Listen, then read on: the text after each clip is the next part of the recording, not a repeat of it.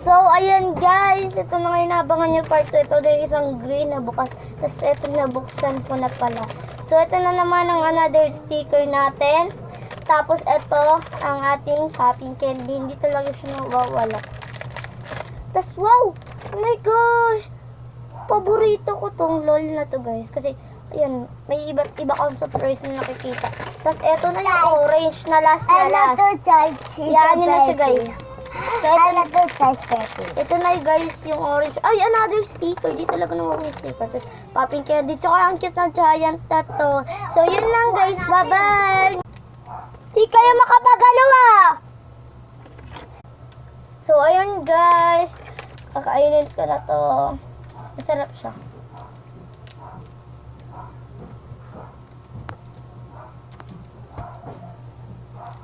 So guys, bye-bye, yun lang.